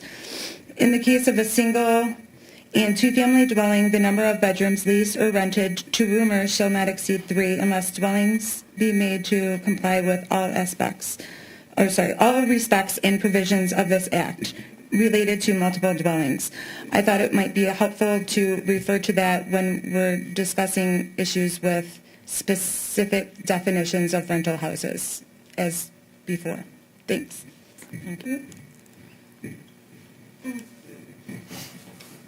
My name is Kira Lottie. I live at 612 Gooddeal.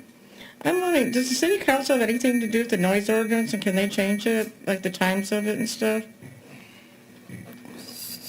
you guys have any control over the city ordinance rules and stuff? The reason I asked is because during the summer, I was recovering from knee surgery, and I had a new neighbor move in, and I had to wait till 10 o'clock at night to call the police about the music that was like blasting all day long from his house.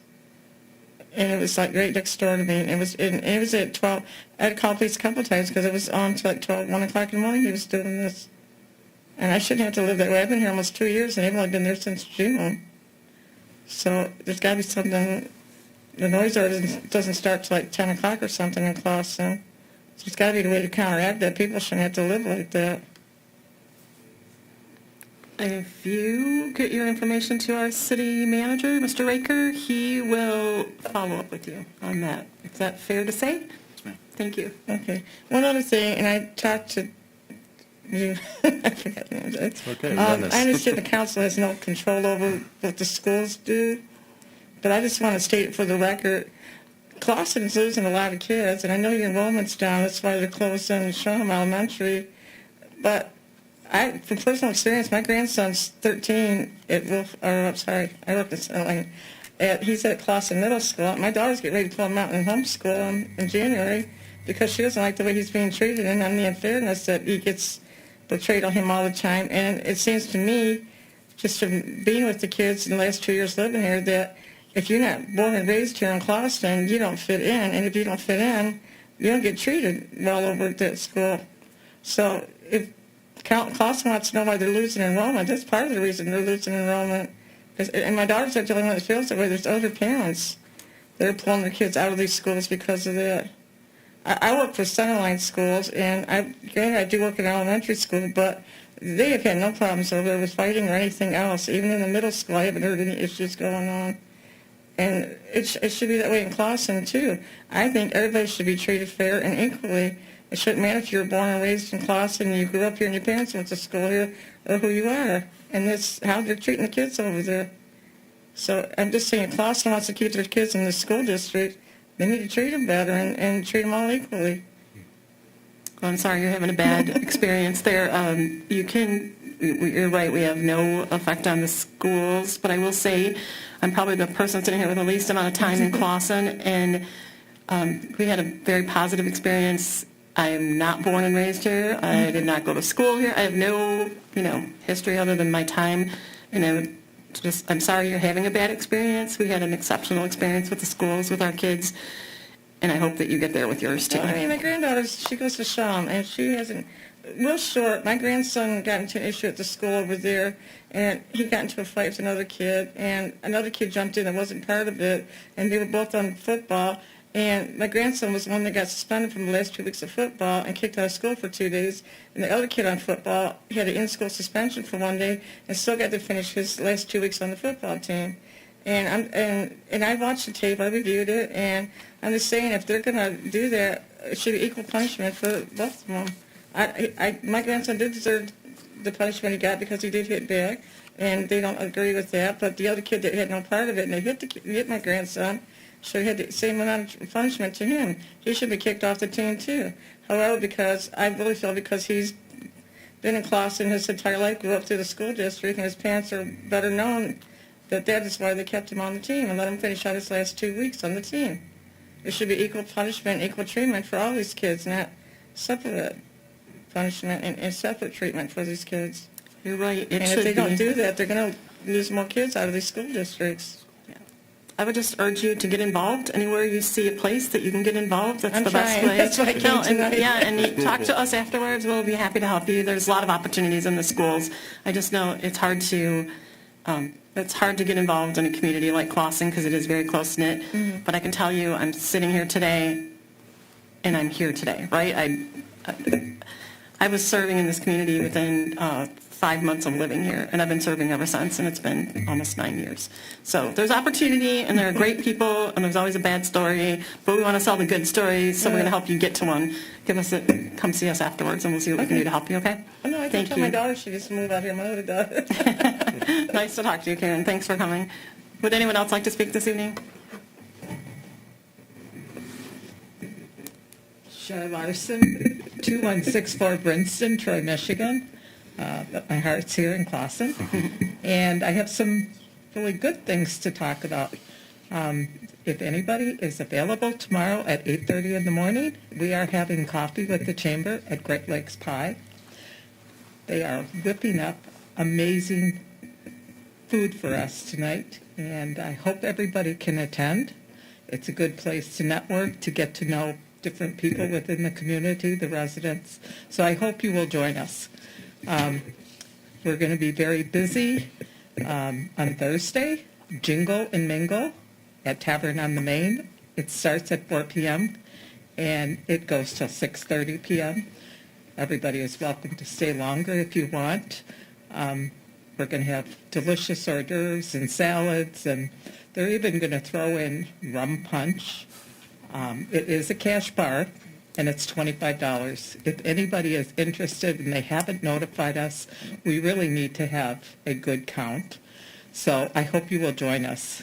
And lastly, we've moved ahead till January.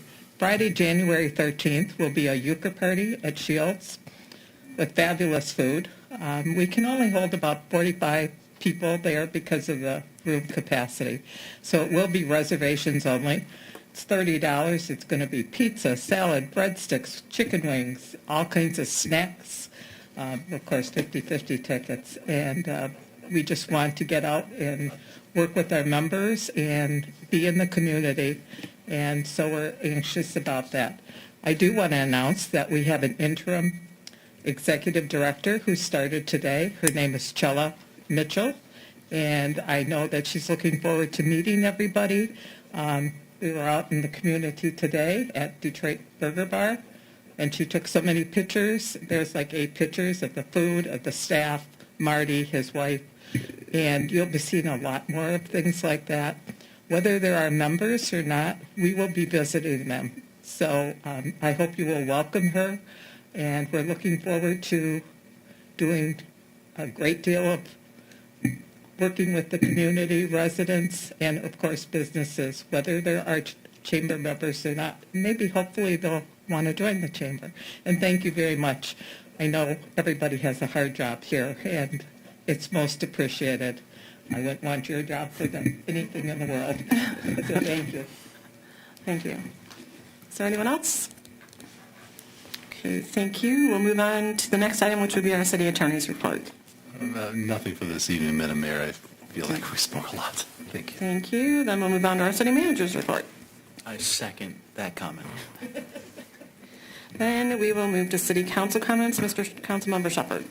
I appreciate the Royal Oak resident who brought up the road diet. I just want to throw it out there that I also am opposed to it. Whether it comes in front of us or not at some point in time, I don't think it's something that's beneficial for our community. I echo the sentiment that you have for the potential harm that it may cause for some of the residents in the side residential areas.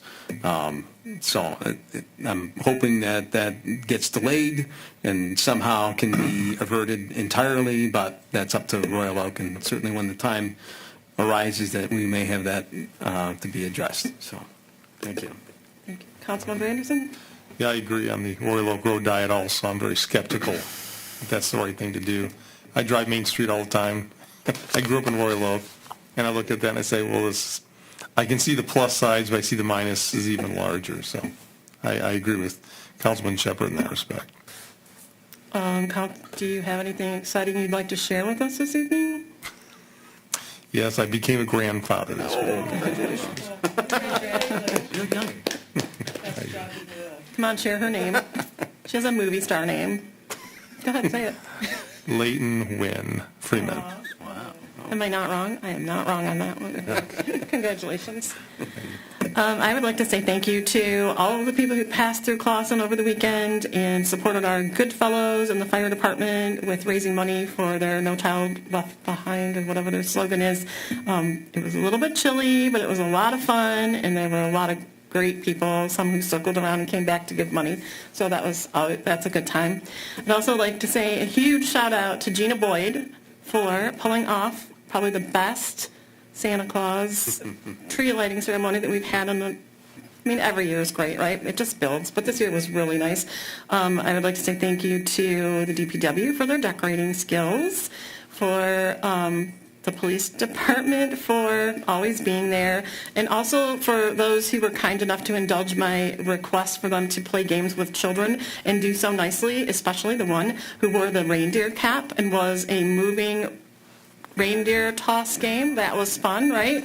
I would like to say thank you to the fire department for safely delivering Santa Claus to the tree lighting ceremony. The Clawson schools, those beautiful young children who were singing very sweetly and shivering all the way. And then to the beautiful 3 girls who came and played the orchestra in the community room where the snacks and all of the other things were. To Shar and Terry in the Clawson Chamber for having crafts for the kids. For my husband Dave for letting me indulge him to do games with children also, and anyone else who participated. And also to Councilmember Sampson for getting light-up sticks to pass out to the community to help Santa Claus find his way to us. And to Nick and Mr. Raker and August, and I'll miss someone. So if you were there and part of it, thank you for being a part of it, but thank you mostly to the residents who came out and endured the cold and brought your children. It is always the best part of anything we do here to see smiling faces and to come together. And it was a really nice event. So thank you everyone who had a part in that. And the next item on our agenda is consideration of going into a closed session for purposes of receiving attorney-client privileged communication regarding Phillips versus City of Clawson. But we can't do that because Councilmember Sampson is not here, so that's really sad that we're going to have to call for an adjournment if anyone would like to do so. Madam Mayor, I move to adjourn. I'll second. Roll call, please. Mayor Milan. Yes. Councilmember Shepherd. Yes. Councilmember Anderson. Yes. We are adjourned. Thank you. And for all of you who came out tonight, thank you for coming out and sharing your thoughts with us. We appreciate you. Congratulations. Well, thank you. Can you sign this for Todd, please? Oh, yeah, absolutely. Oh, you want me to sign? Not saying it's better. I know, bigger fish. Thank you. Thank you.